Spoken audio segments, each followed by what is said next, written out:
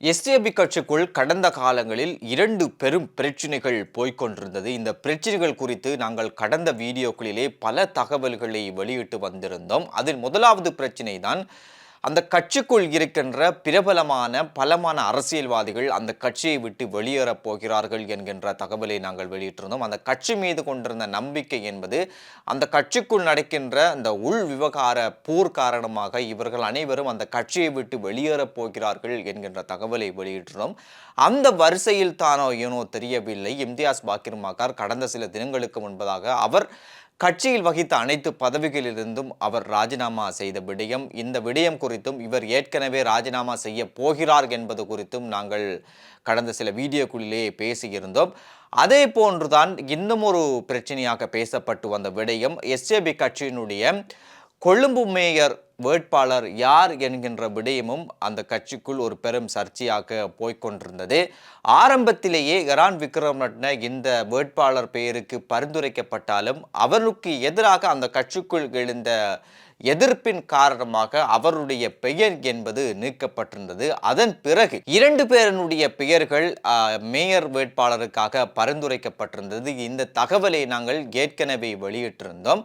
அதில் முதலாவதாக இருப்பவர் தான் உமர் காமில் என்பவர். அதனைத் தொடர்ந்து முன்னாள் சபாநாயகராக இருந்த எம்எச் முகமதினுடைய பேரன் ருவைஸ் ஹனீஃபா ஆகியோருடைய பெயர்கள் பரிந்துரைக்கப்பட்டிருக்கிறது. இந்த 2 பேரிலும் ருவைஸ் ஹனீஃபாவுக்கு கிடைக்கக்கூடிய அதிகமான வாய்ப்புகள் இருப்பதாக நாங்கள் கடந்த வீடியோக்களிலே சொல்லியிருந்தோம். அந்த அடிப்படையிலே இன்று எஸ்ஏபி கட்சி உத்தியோகபூர்வமாக ருவைஸ் ஹனீஃபாவினுடைய பெயரை எஸ்ஏபி கட்சியினுடைய கொழும்பு மேயர் வேட்பாளராக அவர்கள் அறிவித்திருக்கிறார்கள். இந்த அறிவிப்பை எஸ்ஏபி கட்சியினுடைய தலைவர் சஜித் பிரேமதாச இன்று வெளியிட்டிருந்தார். பல சர்ச்சைகளுக்கு மத்தியிலே ருவைஸ் ஹனீஃபாவினுடைய பெயர் என்பது எஸ்ஏபி கட்சியினுடைய கொழும்பு மேயர் வேட்பாளர் பெயராக இப்போது அறிவிக்கப்பட்டிருக்கிறது உத்தியோகபூர்வமாக. எது எப்படியோ எதிர்வரக்கூடிய நாட்களிலே எஸ்ஏபி கட்சிக்குள் இருக்கின்ற இன்னும் பலமான 8 பேர் வெளியேற இருப்பதாக செய்திகளும் வந்திருக்கிறது.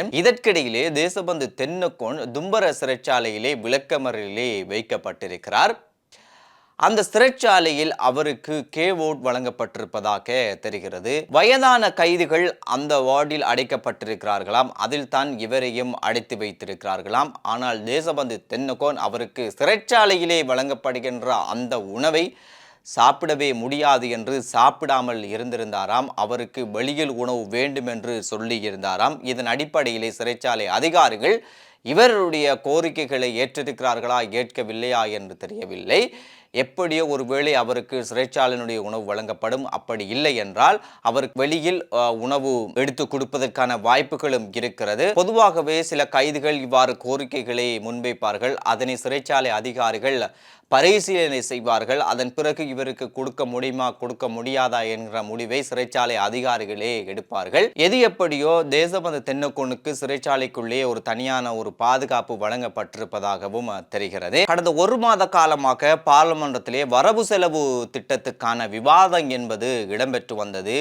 இந்த விவாதத்தினுடைய இறுதி நாள் நேற்று நடந்தது. இதன் போது வாக்கெடுப்பும் நடைபெற்றது. வரவு செலவு திட்டம் என்பது நிறைவேற்றப்பட்டிருக்கிறது. இந்த வரவு செலவு திட்ட வாக்கெடுப்புக்கு முன்பதாக நேற்று ஜனாதிபதி அனுரகுமார் திசாநாயக்க பார்லிமெண்டத்திலே மிக நீண்ட உரையை ஆற்றியதை காணக்கூடியதாக இருந்தது. இவருடைய உரை குறித்து இப்போது சமூக வலைத்தளங்களிலே பேசப்பட்டு வருகிறது. பலர் இந்த உரை குறித்து நல்ல கருத்துக்களை போட்டு வருகின்ற நிலையில் இந்த உரைக்கு எதிரான கருத்துக்களும் சமூக வலைத்தளங்களிலே பகிரப்பட்டும் வருகிறது. இருந்தாலும் இங்கு நடந்த ஒரு முக்கிய ஒரு சம்பவம் என்று சொல்லலாம். அது வரலாற்றிலே நடந்த ஒரு முக்கியமான ஒரு சம்பவம் என்றும் கூட சொல்லலாம். இதற்கு முன்னர் காலத்திலே பார்லிமெண்டத்திலே பல பார்லிமென்ற உறுப்பினர்கள் பார்லிமெண்டத்துக்கு பல கடிதங்களை எழுதியிருக்கிறார்கள். ஆனால் ஜனாதிபதி அனுரகுமார் திசாநாயக்க இதற்கு முன் எந்த ஜனாதிபதிகளும் வழங்காத ஒரு கடிதத்தை ஜனாதிபதி அனுரகுமார் திசாநாயக்க நேற்று பார்லிமெண்டத்திலே வழங்கியிருக்கிறார்.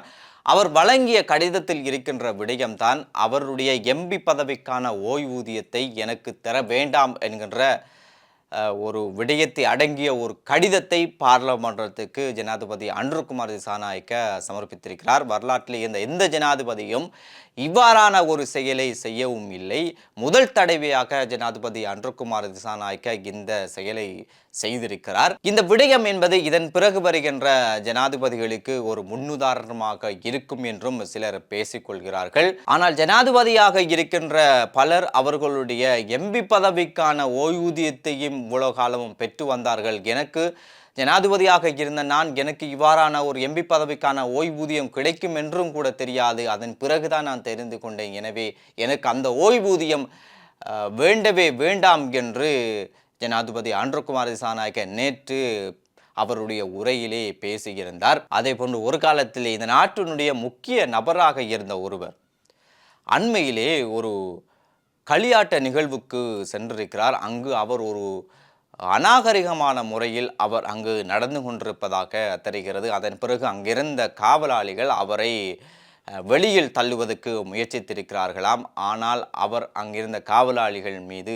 தாக்கி இருக்கிறாராம். இப்போது அது தாக்கப்பட்ட ஒரு காவலாளி வைத்தியசாலையில் அனுமதிக்கப்பட்டிருக்கிறாராம் என்ற தகவலும் இருக்கிறது. எனவே இவைகள் தான் இன்றைய அரசியலுக்கு பின்னால் நடந்த விடயங்களாக இருக்கிறது. மீண்டும் நாளை சந்திப்போம்.